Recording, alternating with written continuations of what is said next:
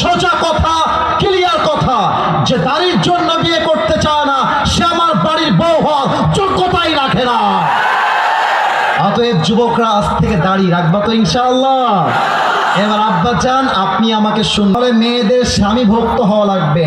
এবার আমার মুরব্বীদের জন্য একটা কথা, যুবকদের জন্য একটা কথা, বাস দোয়া হয়ে যাবে। আমার আব্বাজান আমাকে একটু দেখবেন, যুবক ভাইরা আমাকে একটু দেখবেন।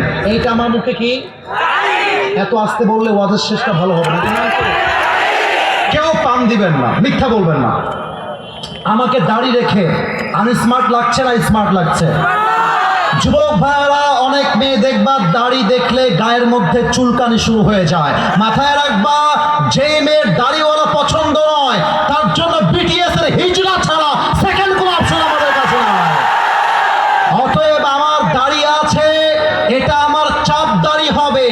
যদি বিয়ে করতে চাও ওয়েলকাম, আর যদি বিয়ে করতে না চাও দাড়ির জন্য সোজা কথা, ক্লিয়ার কথা, যে দাড়ির জন্য বিয়ে করতে চায় না সে আমার বাড়ির বউ হওয়ার যোগ্যতাই রাখে না। অতএব যুবকরা আজ থেকে দাড়ি রাখবা তো ইনশাআল্লাহ। এবার আব্বাজান আপনি আমাকে শুনবেন। আমি দেখেছি আজকে জোহরের নামাজে কুড়িগ্রামের রাস্তা না রংপুরের রাস্তায় মুরব্বি দিয়ে মসজিদ ভরা। আমার মুরব্বিরা 5 ওয়াক্ত নামাজ পড়ে না, জাস্ট তাহাজ্জুদ পড়ে, কিন্তু আমার কষ্ট লাগে। সাদা দাড়িওয়ালা মুরব্বি চায়ের দোকানে বসে পায়ের উপরে পাটা তুলে দিয়ে বলো বলো বলো বলো বলো বলো, চায়ের দোকানে বসে জাস্ট বিড়ি খায় তা না, বিড়িও খায়, মান্নার সিনেমা দেখে, বসে বসে সিনেমা দেখে বেড়ায়। আর বলে কি ওয়াজ হলো এইটা, ওয়াজ তো পছন্দ হয়নি। ও চাচা আপনি কনফার্ম জান্নাতি হয়ে গেলেন আব্বাজান? না না, মাথায় রাখবেন আমার মুরব্বি যখন সাদা দাড়ি দিয়ে চায়ের দোকানে বিড়ি টানে যুবকদের চরিত্র এমনিতেই নষ্ট হয়ে যায়। আব্বাজান আমি আপনার পায়ে হাত রাখলাম, আপনি বিড়িখোর হবেন, আপনার ছেলে গাঞ্জাখোর হবে। আপনি বিড়িখোর হবেন, আপনার ছেলে হুক্কাখোর হবে, ঠিক না বলো? আব্বাজানদের পায়ে হাত। 1 নাম্বার, চায়ের দোকানে বসে বিড়ি টানবেন না। 2 নাম্বার কথা, আব্বাজান এবং আম্মাজান জাস্ট নামাজি হলেই জান্নাতি হওয়া যায় না, দাড়ি রাখলেই জান্নাতি হওয়া যায় না। আপনার ছেলের বিয়ের বয়স পার হয়ে যায়, আপনি বিয়ে দেন না, এটার জন্য আপনাকে জাহান্নামে যেতে হতে পারে। অতএব আমার কথা একটা, মাদক বন্ধ করতে চাইলে যা স্লোগান দিয়ে হবে না, ওয়াজ দিয়ে হবে না, প্রত্যেকটা যুবককে সহযোগিতার হাত বাড়িয়ে বিএনপিতে বসায় দেওয়া লাগবে। হাতটা বড় ঠিক না। আল্লাহ মুরব্বী আব্বা জানদেরকে মাদেরকে বোঝার তৌফিক দান করে পড়েন সবাই আমিন।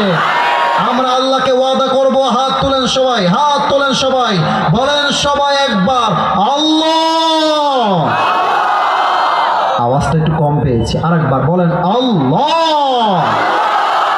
তোমার শাহী দরবারে সাউন্ড খুব ভালো আসছে। আমি আর কোনো কথাতেই যাব না, একটু ওয়াদাটা চাই, এটা আল্লাহর সাথে আপনার মুআমালা। প্লিজ বলেন সবাই দিল থেকে, একটু জোরে বলেন না, দিল থেকে তওবা করলাম। এবার কলিজার থেকে আল্লাহকে একবার শ্বাসটা নিয়ে ডাক দেন, বলেন সবাই আল্লাহ তুমি আমার জীবনের সব গুনাহ মাফ করে দাও। বলেন সবাই আমিন, বলেন সবাই আল্লাহ।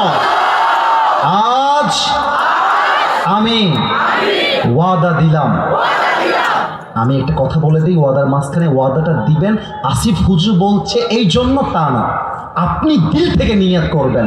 বলেন আজ থেকে, আওয়াজটা কমে গেছে, আরেকবার, আজ থেকে 1 ওয়াক্ত নামাজ আর কখনো ছাড়বো না। বলেন সবাই আওয়াজ করে ইনশাআল্লাহ। শেষ ওয়াদাটা করে দেওয়া হবে। বলেন সবাই আমাকে, আমাকে বলেন সবাই হুজুর। একটু ভালোবেসে বলা যায় না হুজুর?